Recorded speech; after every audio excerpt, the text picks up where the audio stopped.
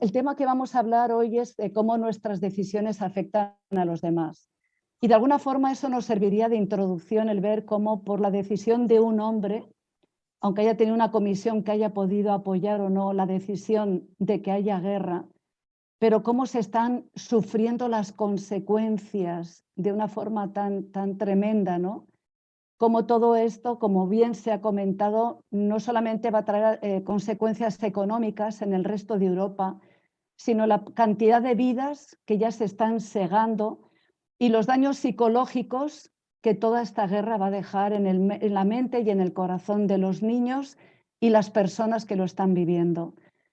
Pero sabéis, quizás en un rango más pequeño, qué importante es comprender que mis decisiones y mis actitudes pueden influir no solamente en mi vida, sino en la vida de los demás. Y sabéis, yo quería mencionar algún ejemplo bíblico como introducción que nos ayudan a verlo, ¿vale? Por ejemplo, en Deuteronomio 9 nos habla cómo el Señor estaba pues mal debido a lo que el pueblo de Israel había hecho. Él había dado la orden de que nadie cogiera absolutamente nada cuando fue la destrucción de Jericó. Dijo que todo tipo de prenda o de cosa que se hallara, que no se tocara porque era anatema. Y como bien sabéis, hubo una persona que, perdón, me estoy adelantando. Bueno, perdón, tenía otro ejemplo, no pasa nada. Bueno, Acán no hizo ni caso y escondió, como nos dice, una vestimenta de un egipcio y luego había cogido monedas de plata. De alguna forma había desoído el mandato de Dios, ¿vale? ¿Cuáles fueron las consecuencias de Acán? Esto lo encontramos en Josué capítulo 7.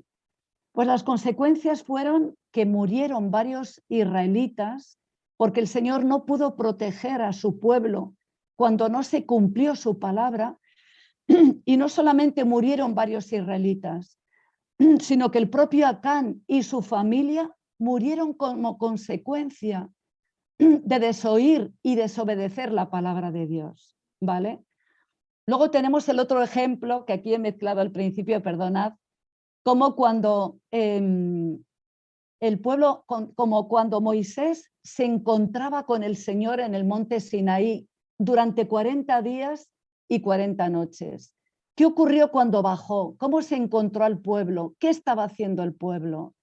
Vemos cómo el pueblo había edificado un becerro de oro, ¿no? Es decir, ese pueblo, a pesar de las manifestaciones prodigiosas del Dios de los cielos, del Todopoderoso, y sin embargo, se encontró Moisés con que estaban adorando un Dios hecho por mano humana, ¿no? ¿Cómo actuó Dios? ¿Qué reacción tuvo el Señor? Y nos habla en este caso en Deuteronomio capítulo 9, en el versículo 13 y 14 lo siguiente. Dice, y me habló Jehová diciendo, he observado a ese pueblo y he aquí que es pueblo duro de cerviz. Déjame que los destruya y borre su nombre de debajo del cielo, y yo te pondré sobre una nación fuerte y mucho más numerosa que ellos. Aquí vemos una forma de actuar del Señor. Yo me imagino que había indignación en su corazón. A pesar de esas manifestaciones de amor, de protección, de bendición, de sustento que el Señor había manifestado sobre el pueblo de Israel, pero qué pronto se olvidó de ellos, ¿no? Y cómo el Señor tiene o manifiesta esta forma de proceder, ese intento de destruir a su pueblo. Y aquí vemos cómo procede Moisés, cómo actúa Moisés. Leemos en los versículos 25 hasta el 28, que me encantan estos versículos. Dice lo siguiente, dice, me postré pues delante de Jehová 40 días y 40 noches. Estuve postrado porque Jehová dijo que había de destruir. Aquí vemos cómo Moisés ama a su pueblo, pero sobre todo cómo ama el nombre de Dios. Por eso dice, lloré a Jehová diciendo, oh Señor Jehová, no destruyas a tu pueblo y a tu heredad, que has redimido con tu grandeza, que sacaste de Egipto con mano poderosa. Acuérdate, y aquí ahora hace alusión, ¿no?, a esos patriarcas, Abraham, Isaac y Jacob, y no mires a la dureza de este pueblo, ni a su impiedad, ni a su pecado. Es decir, recuerda la promesa que tú hiciste a tus hijos, ¿no? Entonces, el motivo por el cual no quiero que destruyas a tu pueblo es, dice, por cuanto no digan los otros pueblos que Jehová no introdujo en la tierra que les había prometido, o porque los aborrecía y los sacó para mantenerlos en el desierto. O sea, para que no digan los de la tierra de donde los sacaste. Es decir, para que tu nombre no sea difamado, para que tu nombre sea exaltado sobre todos los demás nombres. Señor, no actúes conforme a su comportamiento, por amor a tu nombre. Y vemos cómo el Señor, por supuesto, condesciende, cómo Dios perdona, porque Dios es misericordioso, ¿no? Y luego vemos otro ejemplo que también es bastante conocido. Podríamos poner muchos más, ¿vale? El ejemplo de Acaz, un rey de Israel, un rey que tenía un propósito tan importante, no solamente la de gobernar al pueblo de Israel, sino la de ser un referente espiritual. ¿Y qué decisión toma este rey sabiendo los consejos que previamente Dios había dado? Dios se une con una mujer que no solamente no era del pueblo de Israel, sino que es hija de un rey pagano y de un sacerdote pagano. O sea, hija del rey de Tiro y de Sidón, y profetiza de Astarte, o sea, de una diosa totalmente gentil, totalmente pagana. ¿Y qué decisión trajo esta actitud o esta decisión del rey Acab sobre el pueblo de Israel? Lo sumió plenamente en la apostasía por influencia de esta esposa pagana. Conocemos muy bien la historia y no nos vamos a detener. Por eso, mis queridos hermanos, qué triste es saber que el egoísmo y que el orgullo humano estorba los propósitos de Dios. Qué triste es cuando Dios nos pide que hagamos algo por nuestro bien, para que se cumpla la voluntad en nuestra vida, sabiendo que eso va a tener consecuencias para bien, no solo en nuestra vida, sino también en nuestro círculo, en nuestro medio y en esas personas con las que nos vamos a relacionar. Y ahora nos vamos a detener en otro ejemplo que es muy conocido por todos nosotros, pero que creo que ilustra perfectamente la idea que queremos transmitir en esta tarde. Conocemos la historia de Jonás, cómo se encontraba pues eso, Nínive, esta ciudad asiria, llevaba un tipo de vida totalmente alejada de los propósitos de Dios. Y nuestro Dios, que es misericordioso, antes de ejercer la justicia, se le quiere dar la oportunidad a esta ciudad de que se arrepienta de sus pecados.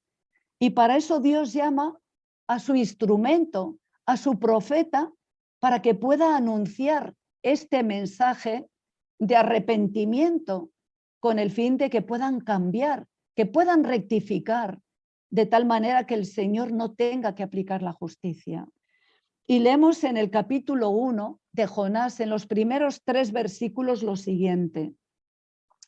Vino palabra de Jehová a Jonás, hijo de Amitai, diciendo: levántate y ve a Nínive, aquella gran ciudad, y pregona contra ella, porque ha subido su maldad delante de mí. Y Jonás se levantó para huir de la presencia de Jehová a Tarsis, y descendió a Jope, y halló una nave que partía para Tarsis, y pagando su pasaje, entró en ella para irse con ellos a Tarsis, lejos de la presencia de Jehová.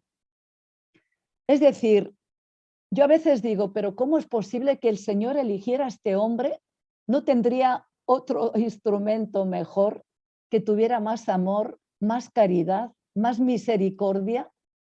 Pero sin embargo, es la persona que el Señor tenía, ¿no? Y posiblemente porque Dios sabía que tenía las cualidades y los dones para llevar a cabo ese mensaje y esa obra que le encomendó. Pero vemos que él actuó totalmente contrario a la voluntad de Dios. Yo me imagino que Jonás era testigo de lo pervertida, lo degenerada que estaba esa ciudad, y humanamente creía que no era justo que Dios fuera tan misericordioso. Por eso decide huir a Tarsis, que en aquel tiempo Tarsis eran tierras muy lejanas. Eran tierras donde los fenicios habían desarrollado actividades mineras, como era el sudeste de España, así como Túnez y la isla de Cerdeña. Entonces, él, como estamos comentando, quería irse lo más lejos posible. Quería obviar o ignorar el mandato de Dios. Y sabéis, mis queridos hermanos, el Señor espera que contestemos de una forma tan diferente a como actuó Jonás. Porque Dios ama al ser humano, porque Dios no quiere la muerte del impío, sino que se arrepienta de sus malos caminos para que sea salvo. Y como Dios nos llama a nosotros, a sus hijos, que aunque a veces somos instrumentos poco perfectos, como demostró ser Jonás, pero Él espera que respondamos de una forma favorable, ¿no? Que tengamos corazones dispuestos a hacer su voluntad. Como tenemos varios ejemplos en la Biblia. ¿Os acordáis cuando Dios llama a Isaías y él dijo, heme aquí, envíame a mí?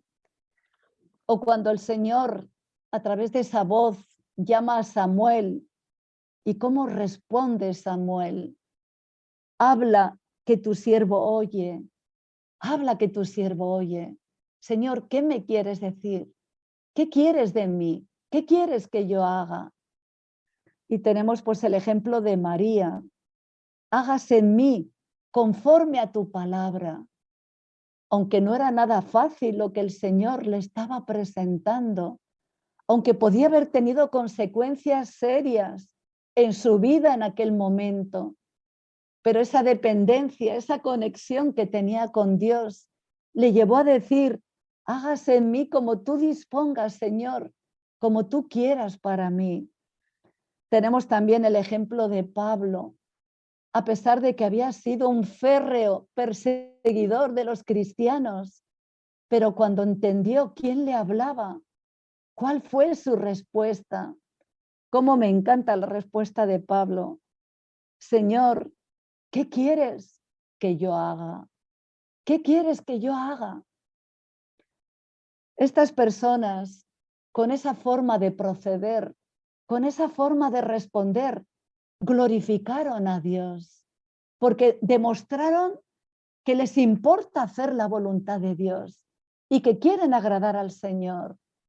Y eso mismo hubiera esperado de Jonás, porque la actitud de Jonás, como estamos viendo, tuvo serias consecuencias por su rebeldía.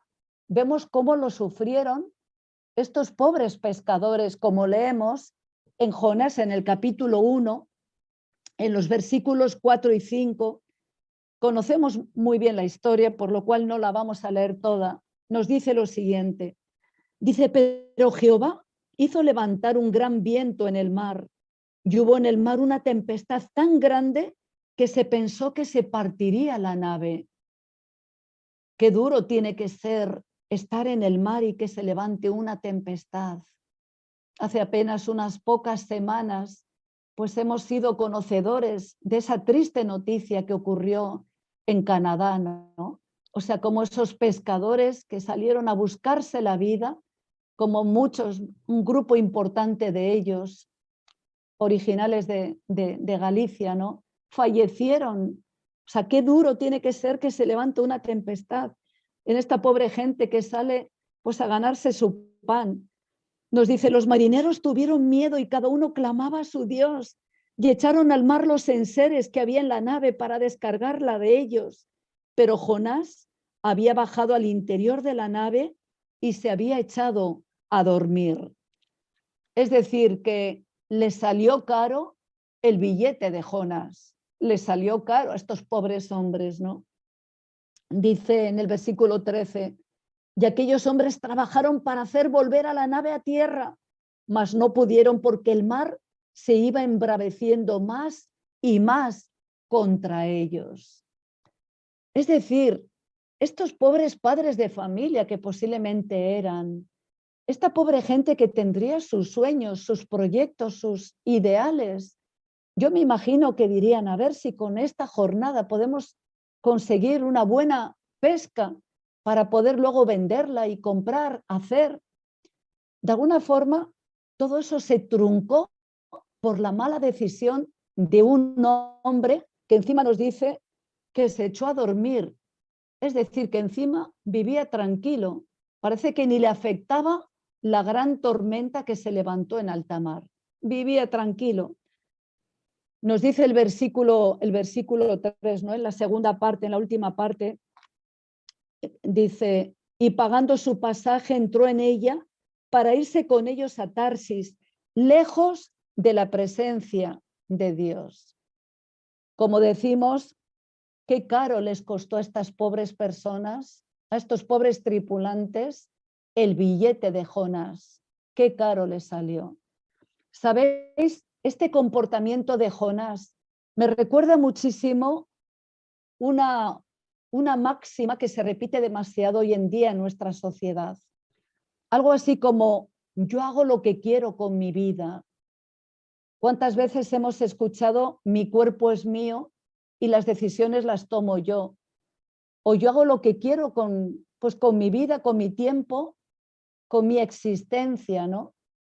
Lamentablemente a veces mucha gente no toma conciencia que mis decisiones, que nuestras decisiones tienen una repercusión, así como la tuvo en estos pobres pescadores, en estos tripulantes que, como decimos, tuvieron importantes pérdidas, y no solo las pérdidas económicas, el temor y la angustia de poder morir en alta mar, de poder naufragar, ¿vale?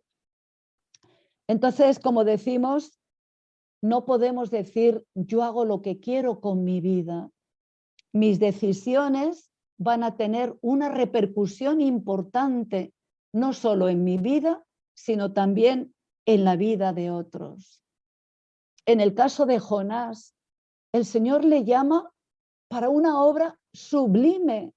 Era la salvación de toda una gran ciudad.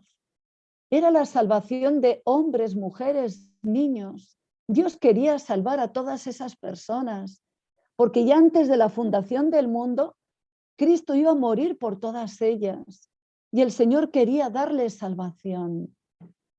Y Dios le llama a él, como hemos dicho antes, porque Dios sabía que era la persona idónea. Es el que tenía un conocimiento, una preparación y una experiencia para llevar a cabo esa obra. ¿Sabéis? Y cuando yo pienso en Jonás, yo pienso en nosotros como iglesia, porque de la misma manera que el Señor llamó a Jonás para que cumpliera esa obra tan sumamente importante como era anunciar el mensaje de arrepentimiento, el mensaje de justicia, cómo el Señor destruiría Nínive si no se arrepentían, si no cambiaban, si no rectificaban. De la misma forma, hoy nos llama a cada uno de nosotros como iglesia para que compartamos el Evangelio, para que compartamos el mensaje de salvación. Por eso Cristo todavía no ha venido, por eso todavía estamos en la tierra, por eso tristemente nos está tocando vivir estos tiempos tan duros, ¿no? Como muy bien ha comentado Dalis, primero una pandemia, como en este tiempo, en estos 2 años, nos ha tocado despedir y llorar a gente querida, gente que no se tenía que ir y se nos ha ido. Ahora una guerra con dimensiones pues que solo Dios sabe, algo que no sabemos las consecuencias que todo esto va a traer. Y queremos que esto se acabe ya, Por eso el Señor nos invita a que obedezcamos su pedido, ese pedido de compartir su amor con el mundo, que tomemos la decisión de compartirlo a nivel individual y como iglesia. Porque el anhelo de Dios es llevar perdón a los corazones de tantas y tantas personas que no le conocen y que viven sin él, tal y como lo hizo con Nínive, ¿no? Como nos dice en el capítulo 4, versículo 11, dice lo siguiente: y no tendré yo piedad de Nínive, aquella gran ciudad donde hay más de 120.000 personas que no saben discernir entre su mano derecha y su mano izquierda y muchos animales. Es decir, que el Señor ama intensamente a todas sus criaturas, así como a sus hijos. Y Él desea que le compartamos, que le demos a conocer a través de nuestras vidas, a través de nuestro testimonio, a través de nuestro mensaje. Como digo, a nivel individual, a nivel personal, en nuestro medio, en nuestro entorno, con nuestra familia, nuestros vecinos, en nuestro trabajo. Y luego qué bonito como iglesia que podamos tener esos proyectos misioneros para compartirle, porque todo eso, mis queridos hermanos, va a tener una repercusión en el corazón de las personas. De la misma forma, como decíamos en la introducción, que la decisión de un político está trayendo muerte y sufrimiento y dolor, la decisión de un hijo y una hija de Dios de compartir la palabra del Señor puede traer esperanza, puede traer paz y sobre todo vida, mis queridos hermanos, vida abundante en esta tierra, porque saben que ya no caminan solos, que ya no lloran solos, que ya no toman decisiones solos, porque su Dios vela por ellos, cuida de ellos y les acompaña. Por eso les da vida, vida que, con abundancia, vida en abundancia, ¿no? Y también sobre todas las cosas, mis queridos hermanos, les da vida eterna, vida eterna. Por eso qué importante es pues esa obra, esa misión que el Señor nos ha dejado, que el Señor nos ha encomendado. Qué bonito es que en medio de esa crisis que el Señor permite que viva Jonás, como de una forma sobrenatural, convive en el interior pues de una ballena, ¿no?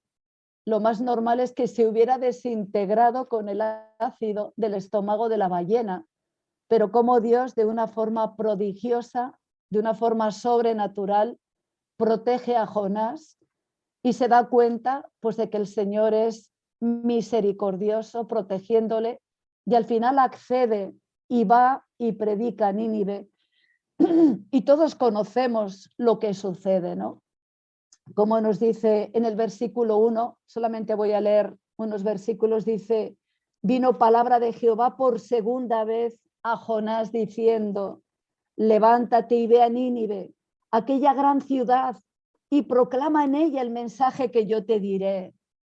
Es decir, el Señor le vuelve a insistir a que vaya, porque Dios quiere salvar a todas esas personas, a esas 120.000 personas. El anhelo de Dios es salvarlas, ¿no? Y al final Jonás se levanta y fue a Nínive conforme a la palabra de Jehová. Y nos dice que era una ciudad grandísima, grande en extremo, de 3 días de camino. O sea que era sumamente grande. Y comenzó Jonás a entrar por la ciudad, camino de 1 día, y predicaba diciendo: de aquí a 40 días Nínive será destruida. Y esos hombres que según el concepto de Jonás no merecían ser predicados, no merecían presentarles este mensaje de misericordia, nos dice: los hombres de Nínive creyeron a Dios, creyeron y proclamaron ayuno y se vistieron de cilicio desde el mayor hasta el menor de ellos. Yo cuando leo esta historia y esta respuesta por parte de los ciudadanos de Nínive, yo digo, ¿cuántas oportunidades he dejado pasar en mi vida por prejuicios, ¿no?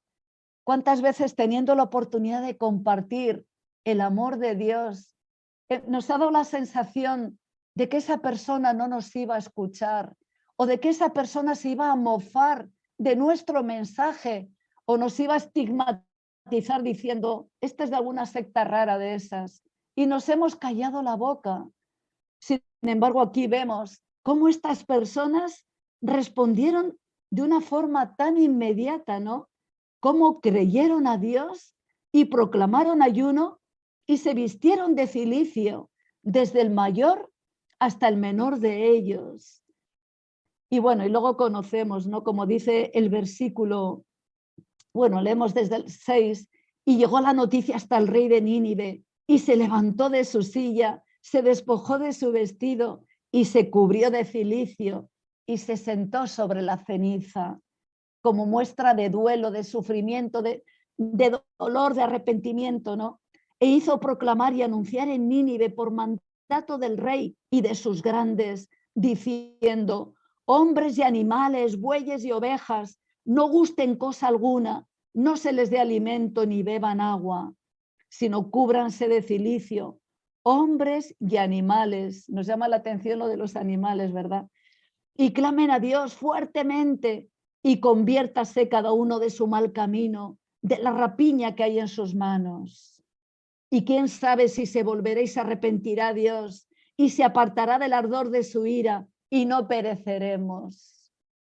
Claro que el Señor se arrepintió, claro que el Señor les perdonó, ¿no? Como hemos leído en el 4:11. Y vio Dios lo que hicieron, que se convirtieron de su mal camino y se arrepintió del mal que había dicho que les haría y no lo hizo. Qué bonito nuestro Dios, qué Dios maravilloso, qué Dios de oportunidades, qué Dios de misericordia, qué Dios justo, que cumple sus promesas. Pero lo más interesante, mis queridos hermanos, que el Señor nos invita a nosotros a que colaboremos con Él para la salvación del mundo. Por eso nuestras decisiones y nuestro compromiso con Él va a contribuir para que muchas personas que, como los ninivitas, viven en la ignorancia, viven vidas totalmente al margen de la voluntad de Dios, porque no conocen al Dios de la Biblia, al Dios de los cielos, y simplemente su Dios se basa pues en el materialismo y en las cosas que este mundo les ofrece, sabiendo que no hay paz y que no hay una felicidad plena, porque como bien sabemos, mis queridos hermanos, la plenitud nos la da nuestro Dios. Por eso qué hermoso es que podamos responder como los ejemplos que hemos puesto anteriormente, como Pablo, como Samuel, como María, como Isaías, que podamos responder diciendo, Señor, heme aquí, envíame a mí. Y mis queridos hermanos, esa respuesta va a contribuir de una forma tan favorable, primero para nuestras vidas, porque nosotros somos los primeros bendecidos cuando obedecemos la voluntad de Dios, cuando respondemos a lo que el Señor nos pide. Luego se va a beneficiar nuestro medio, nuestra familia, porque el Señor bendice nuestro entorno cuando somos consecuentes con su voluntad. Y luego, como hemos dicho, ese entorno un poco menos próximo también se beneficia de un hijo, una hija de Dios, que es obediente y que corresponde al pedido, al llamado, a la obra que el Señor le manda hacer.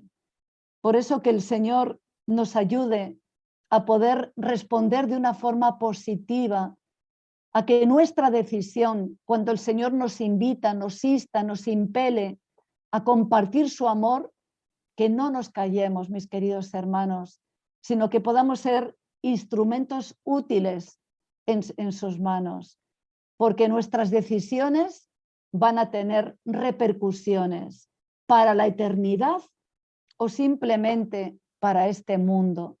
dependiendo de cómo actuemos. Y sabéis, para concluir, he cogido algún ejemplo que ilustra las consecuencias de ciertas actitudes. Ejemplos contemporáneos, de héroes anónimos tengo puesto, ¿no? Y tengo el caso de Chun Sugihara, que no sé cómo se pronunciará, y otro que se llama Raoul Wallenberg. Ambas personas eran diplomáticos, el primero japonés y el segundo sueco, y son la versión menos conocida de Oskar Schindler. Yo creo que todos hemos oído hablar de Oskar Schindler. De hecho, se rodó una película, La lista de Schindler, y la verdad es que yo la vi hace muchos años y me encantó la parte final de la película, cuando se termina la guerra y cuando al final son libres los judíos. Y yo recuerdo que Oskar Schindler, cuando vio todos los judíos que había salvado, pues a través de vender o regalar o dar objetos personales, yo recuerdo que con dolor de corazón decía, si hubiera dado este pin o este otro objeto, quizás hubiera podido salvar a algún judío más. ¿Sabéis? Recuerdo cuando escuché aquella escena, me recordaba el amor de Dios, cómo el Señor anhela salvar a la humanidad. Si un ser humano pecador de alguna forma sufre por no haber salvado un alma más, cuánto más nuestro Dios, este Dios que está deseando que está deseando salvar al mundo entero, ¿no? Por eso no ha venido todavía. Pero bueno, volviendo a las historias, mis queridos hermanos, estos dos diplomáticos, uno japonés y otro sueco, salvaron la vida de miles de judíos durante la Segunda Guerra Mundial. Lo que pasa es que esto se supo años después. En el caso de Sugihara, que él murió en el 86, él servía como vicecónsul del Imperio japonés en Lituania y él ayudó a escapar a más de 6.000 judíos emitiendo visados de tránsito que facilitó su huida a territorio japonés, poniendo en peligro su carrera tanto como la vida de su familia. Porque en aquellos tiempos no solamente penalizaban a la persona, sino también a su entorno más próximo. Al finalizar la guerra, fue hecho prisionero por los aliados y tras pasar 18 meses en un campo de prisioneros junto con su familia, fueron enviados de vuelta a Japón. Ese tiempo que estuvo como prisionero lo podían haber matado junto a su familia, pero su amor por esas personas le llevó a arriesgar su propia vida, ¿no? Qué bonito, mis queridos hermanos. Luego, en el caso de Wallenberg, hemos dicho que también era diplomático, en este caso sueco. Él salvó a decenas de miles de refugiados judíos en la Hungría ocupada, tramitando visados de protección y alojándoles en edificios designados como territorio sueco. Y en 1945 fue capturado en Budapest por el ejército soviético por sospechas de espionaje y posteriormente desapareció. Con lo cual este pobre hombre pues lo matarían simplemente por ayudar, por proteger, por salvar a todos estos judíos. Y luego tenemos otros 3 ejemplos más que justamente se dieron en Ucrania. ¿Os acordáis cuando hubo esa catástrofe de Chernobyl? Como esta central nuclear, hubo un problema y bueno, nos dice que 10 días después de la catástrofe existía el riesgo de la explosión 100 de veces más destructiva que la explosión inicial y que hubiera expandido unos altísimos niveles de radiación descontrolada por toda Europa. Entonces dice que el sótano bajo el reactor fundido estaba totalmente inundado de agua. Y si el material del núcleo del reactor se mezclaba con el agua, habría desencadenado una explosión térmica tan grande que habría diseminado material radiactivo por media Europa, matando a millones de personas y dejando inhabilitado buena parte del viejo continente. Es decir, que el problema podía haber sido muchísimo mayor de lo que ya fue. Entonces hubo 3 operarios, Alexei Ananenko, Valery Bespalov y Boris Baranov. Estos 3 voluntarios se ofrecieron para bucear por esas aguas sabiendo que los niveles de radiación eran mortales. Y ellos bucearon para buscar y abrir la válvula manual que permitiría desalojar el agua del sótano. Su labor fue un rotundo éxito, evitando lo que podría haber sido el mayor desastre de la historia de la humanidad. Nos cuenta la historia que 2 semanas después, estos 3 hombres murieron envenenados por la radiación. Sabiendo que iban a morir, estuvieron dispuestos a vivir esa experiencia para que no murieran miles o quizás millones de personas. Nuestras decisiones pueden salvar o simplemente hacer que no se salven muchas personas.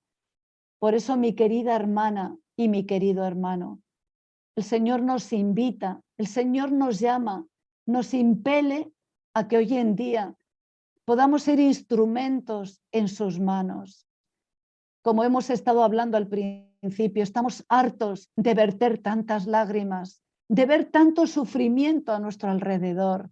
No hay semana que no nos llegue alguna noticia de algún familiar en nuestro entorno que tenga algún problema serio. Estamos ya cansados de tanto sufrimiento. Queremos que Cristo venga pronto, pero el Señor quiere salvar a más personas, quiere salvar a todo el mundo. Y hay mucha gente que todavía no le conoce. Por eso Él nos invita, nos anima a que cada uno de nosotros, en nuestro medio, en nuestro entorno, o en las oportunidades que Él ponga en nuestro camino, le compartamos a través de vidas convertidas, a través de nuestro testimonio y, por supuesto, a través de nuestras palabras, para que muchas personas puedan estar esperando a Cristo Jesús cuando Él venga a buscarnos. Ojalá sea esa nuestra experiencia, mis queridos hermanos, y que nuestras decisiones traigan vida, como hemos dicho, vida en abundancia a las personas y sobre todo vida eterna, que así pueda ser en nuestra experiencia y en la vida de todos aquellos que amamos. Es mi deseo para todos vosotros.